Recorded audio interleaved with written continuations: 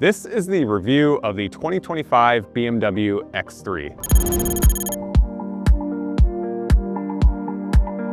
Now, BMW just redesigned the X3 for 2025, and it's now in its 4th generation. And this vehicle really sits right in the heart of BMW's SUV lineup. You have the smaller X1 and X2, then the X3, and then you have the larger X5 and X7, and it goes from there. BMW has been refining the X3 nameplate over time, and it's been getting better and sportier, but this new model, it makes one big departure, and it's not necessarily for the better, but we'll get into that.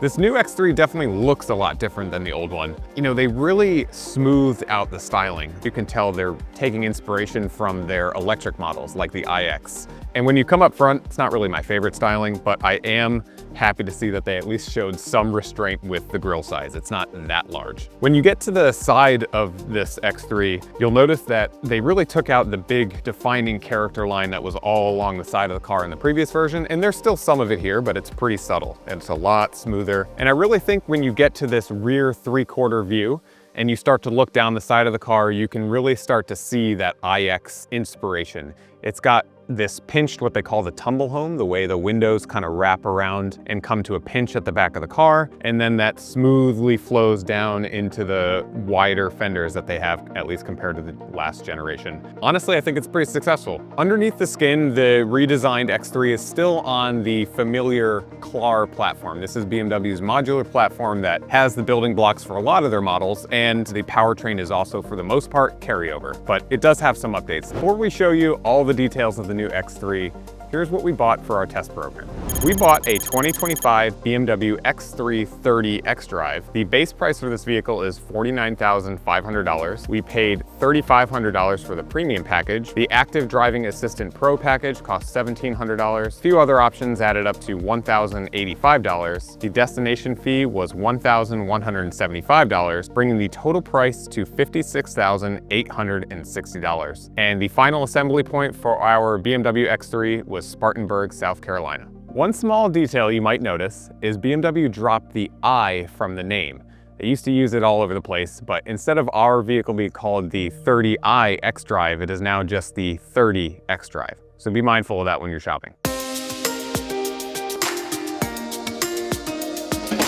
Getting into the new X3 is generally pretty simple, but you will notice that it has these flush door handles that BMW is putting on a lot of its models. And to be honest, they're not too bad. You still at least have a cutout down here that you can get your hand under there and grip the actual handle.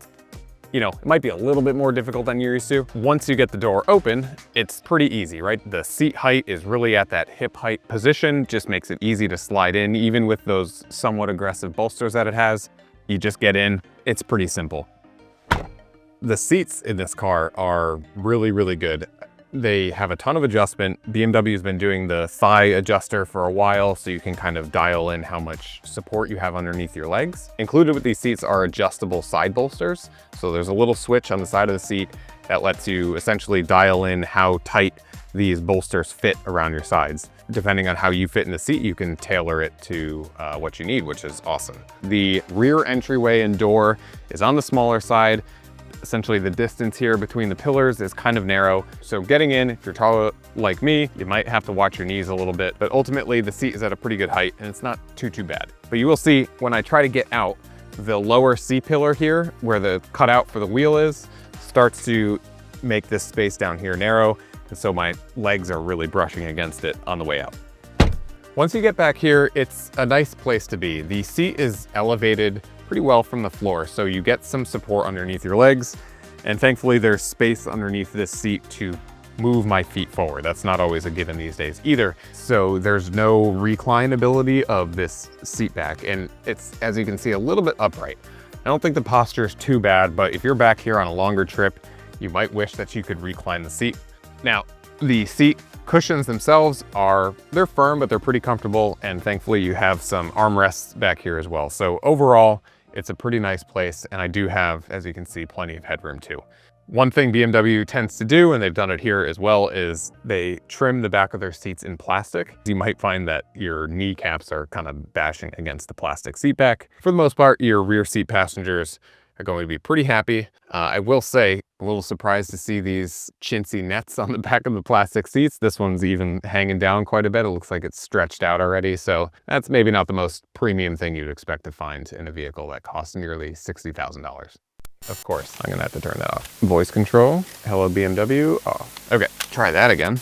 I mentioned before that there's one big departure for this vehicle, and it's really here on the interior. The fit and finish, the style, and the materials here are really different than what we've seen in the past. Subtlety is really gone, and they're really focused now on being more trendy, if you will. And honestly, for me, it's not really my favorite thing. You have some of these elements here with this ambient lighting and this big plastic ambient light strip that surrounds the cup holders. I'll say it does catch your eye when you get in this car, but it just doesn't really hold up to the quality, I guess, that we expect to see from BMW. And we're used to seeing wood and leathers and things like that, and that's been traded for shiny plastic and hard plastic on the sides, frankly. This area over here on the door is really, really interesting. There's really not much benefit in terms of usability or the layout of the controls that I found, but it does look cool. The way the air vent basically like nests into this cavity when you close the door. When I first drove this car and I didn't really pay attention to it, I thought the air vent was part of the door, which is not unusual. You see that sometimes. But here it's actually on the dashboard side and it kind of bumps out.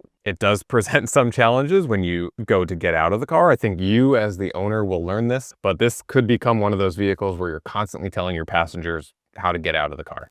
Yeah, that controls how much air is coming out of the vent.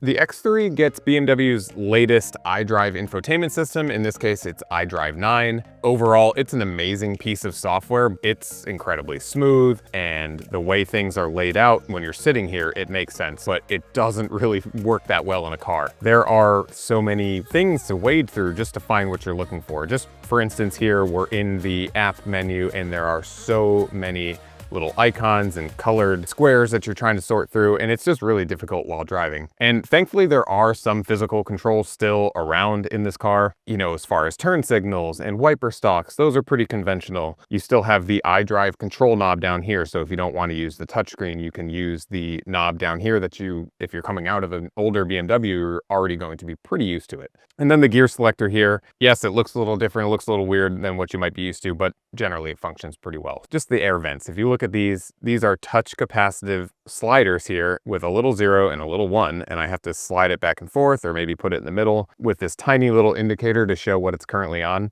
and that controls how much air is coming out of this particular vent. And added on top of that is this little roller thing here, this little rubber dial, and that's used to position the vent. So on one hand, thankfully it's not an electronic adjust, but not the easiest thing to use while the car is actually in motion. Now, that being said, one thing BMW does do really well is show you your phone and media information in the gauge cluster and let you interact with it using the steering wheel, and you don't have to take your hands off the wheel, which is great. If I have the head-up display turned on, the graphics that you're seeing here will be replicated in front of you. Using the phone icon, I can bring up, in this case, a list of recent phone calls, and I can quickly make a selection, eyes on the road if the HUD were on, and hands on the wheel, which is just easy and a safer option. There is, however, a glaring omission from this steering wheel. Basically, it's the gap adjustment. There could be a button right here on the steering wheel. There's actually space right here, but BMW knows best. So they put the gap adjustment here in the center screen. I think I have to go into driving settings perhaps, and then go driver assistance, driving one more time, distance control right here. And so now here is where I can adjust between close, medium, far. Essentially, I'm not able to quickly adjust whether I want the car in front of me to be far away or close while driving, and to, again, go multi-steps into this system to make that adjustment on the fly is just not safe to do.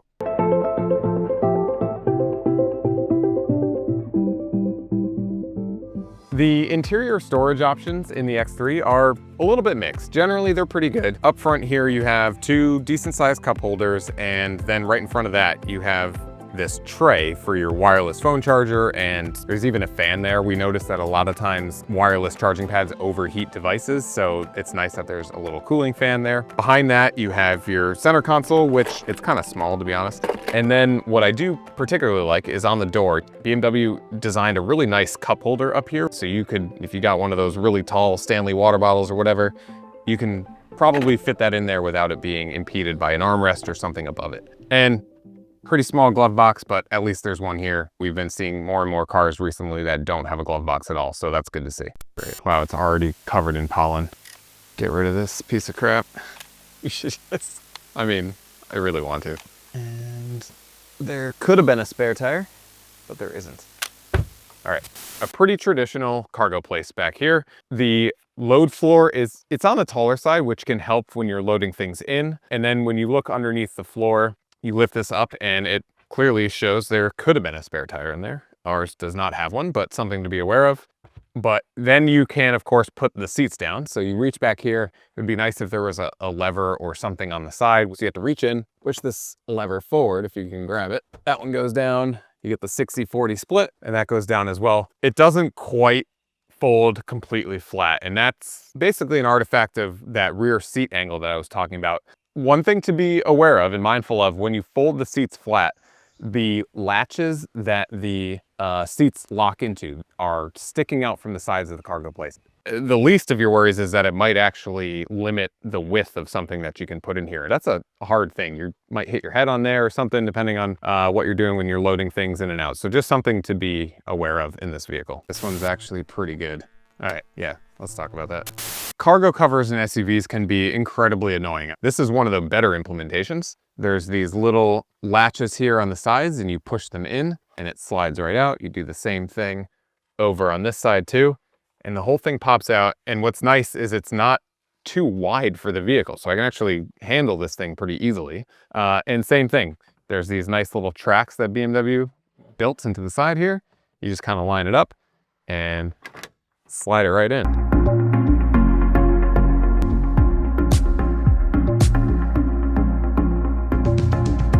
Some of what this X3 does best, frankly, is driving. It handles better than you would expect for an SUV of this size that, you know, is maybe a class down. And they're doing some pretty cool stuff with the differential in the back and the all-wheel drive system that really lets you carve through turns really nicely. The one downfall of this car's handling characteristics is honestly the steering, and that may not be the first time you've heard that about recent BMWs, and it's really true here. It's really, really light and you don't feel a lot through the road. Now, the powertrain, ours has a 2-liter turbocharged 4-cylinder engine, which again, that sounds pretty typical these days, but BMW's version of this type of powertrain really stands above a lot of the competition. It's really smooth, it's quite powerful at 255 horsepower. And what I really like about it is a mild hybrid, and it really helps smooth out the auto start stop function of this car. And I know it's something that a lot of people hate, they turn it right off, but honestly, in this car, you barely notice it. I would challenge you to, in regular driving, notice that the engine, when you come to a stop, turns off. It restarts really, really quickly and smoothly when you lift off the gas. And because it's a mild hybrid, it's able to actually shut it off as you're coasting to a stop.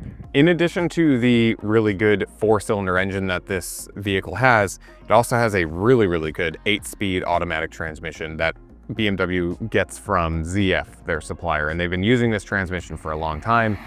And it just shifts really, really quickly. It shifts smoothly, both up and down. And if you feel that you need more power, there's also the X3 M50, which comes with BMW's ubiquitous B58 inline 6-cylinder. In terms of noise, super, super quiet. It feels just as solid and quiet at 50 miles an hour as it does at 80 miles per hour, which of course we did on our track, not on public roads. When it comes to the driving position of this car, it's really, really good. Good armrest positions, even, you know, being a little bit taller, I sit further back and the armrests fall at both a good height. The door one is a little bit short, so my elbow, depending on how I'm sitting, it might kind of fall off the edge of it, but generally really good. All right, yeah, so you got to look at this telescoping steering wheel. It is manually adjusted, but that's totally fine. You release the lever, and I'm taller. You might think this is already pretty far out, but it comes out way further and it goes down pretty far. It's just got a huge range of adjustment and it's kind of funny, but again, really good. The only real downside to the driving position, and BMW's been doing this for a while, is there's no anchor adjustment for the seatbelt. If I lean at all to the side or kind of shift my position, like on a longer drive or something like that, it starts to fall off my shoulder. So if it were a little bit higher on the B pillar there, that would help me out. One thing, so BMW for a while now, their A-pillars have been pretty wide, and that's true here in the X3, as well as you have the mirrors mounted essentially on the A-pillar there, and then this trim piece right here. So all of that together just adds a little bit of visual heft in that area. And then the windshield itself is not the tallest. And then as you make your way around the sides of the vehicle, the side windows, relatively tall, that's pretty good. B-pillar's not too bad, although if you're taller like me and you sit further back, you will start to get pretty close to the B-pillar. And then as you work your way around the side of the car, the quarter window back there on the C and D pillar, it's pretty good. The headrest for that second row seat might block it slightly depending on where you're sitting. The ride quality in this X3 it's pretty good. It's probably what you would expect from a BMW, where it's a little bit more firm. You're going to feel those bumps as you hit them and encounter them on the road, but ultimately the body control is pretty good. And that means that when you're hitting these bumps, they don't typically translate into a large motion of the body, pitching and tossing you around. Be aware that it is on the firmer side. You're going to not feel completely isolated from the road. It's essentially a trade-off for having some of the sporty handling that this vehicle has. We paid extra for the Driving Assist Pro feature, which is the more advanced version of lane centering assist and adaptive cruise control. And the Pro version that we paid extra for basically gets you a hands-free version of that system when the vehicle is on certain divided highways and going less than 40 miles per hour.